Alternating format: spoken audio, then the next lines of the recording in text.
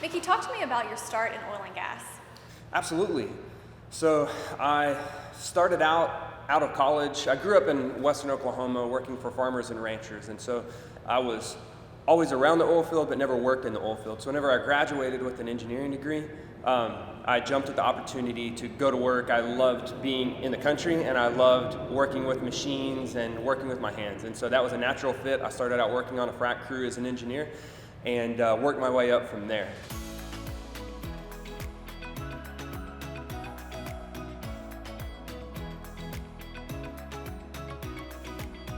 Talk to us a little bit more about that path, working your way up, learning in the field really, I guess, and then moving up. Whenever I started out of college, I didn't want to live in a city and I didn't want to wear a tie.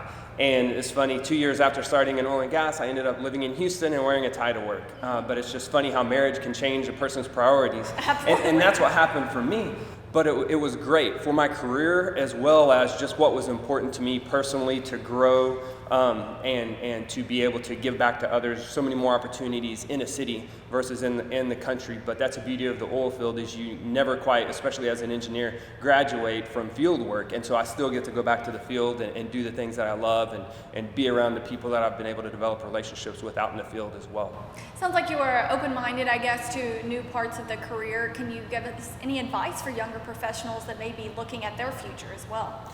Yeah, so to me, things that are really important, my faith is really important to me, and I feel like it's very important for us to steward the life that we're given. So life has to be more about just stacking up treasure or going after the most pleasure that we can get.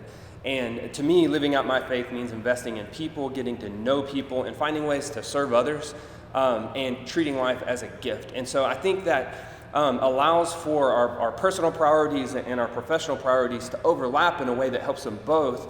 As I sought to work hard and serve others throughout my career, it also allowed me to provide the most benefit for my company, and it also resulted in more rewards or more opportunities to lead and manage people, because as we're faithful in smaller opportunities, we get more opportunities.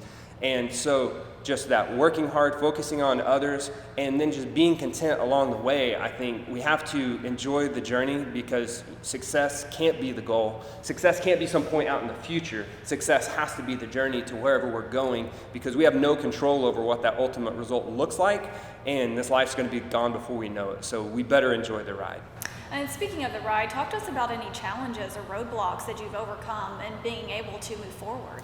Absolutely. So whenever I started out, as I mentioned, I was an engineer on a frac crew working for a service company. And in our industry, it can be difficult sometimes to make the jump from a service company to an actual operator. But that was something I aspired to. I wanted to have my own wells and work on a project and see it through year after year.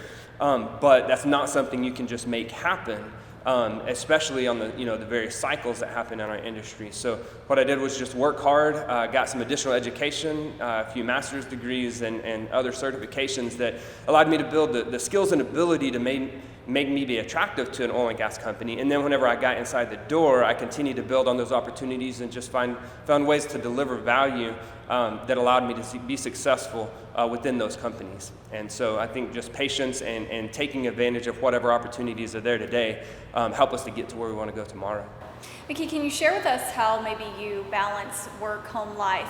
You mentioned, of course, your faith being important to you, but that kind of can end up being the million-dollar question everyone's trying to figure out. How do I do both? Share with us that. Absolutely. I think it takes a lot of attention thinking about that, because what has to happen is we determine what's most important to us, and we can only have a few things be most important to us. And then we have to be very diligent to prune a lot of the rest of the things that we would like to do or that we see other people doing, but that just don't rank in our priorities. So for me, of course, work is very important. It's a commitment that we've made, and it allows for so many other things that are important. But family comes first. It really has to, and that doesn't mean that work comes second always, but it does mean my wife and I have a date every single week. Whenever I'm not working, I try to make sure that I'm playing with the kids, be it football, basketball, or reading a book, or doing something, and that does multiple things. One, it makes sure that my priority's in the right place, but it also reminds me why I'm working so hard whenever I am working. What are sometimes long hours. So. And you are a co-CEO, so I'm sure that having the best team behind you helps in that success. Share with us a little bit about the structure of your company as well. Absolutely. So there's 4 of us partners that started Driftwood, and Kenny Worrell is my co-CEO, and his background is finance. Mine is engineering. And then Tom Dean is our EVP of Geoscience and a partner, and Brent Clark is EVP of Land and Business Development, and his focus is land. And so having a strong team was essential in the goals that we set out to accomplish with Driftwood, and specifically how Kenny and I are able to work together. For one, I think I understand the engineering side pretty well, and I've been to business school, and I understand part of the finance and business side, but not at the level that Kenny does, and vice versa. As we're making decisions and taking risks, I think having a strong team helps us understand the true risk in the decisions that we're making. I can add value on what engineering risks, what technical risks we're taking, but learning from the rest of the guys on our team not only helps our company be more successful, it helps me to learn and grow to be a better leader as well. So it's a model of shared leadership, and it's proved very beneficial for us. Thank you very much for sharing that and your story with us, Mickey, and congratulations on this honor as well. Absolutely. Thank you, Jessica. You're very welcome. And for more on honorees like Mickey, please find that information on heartenergy.com.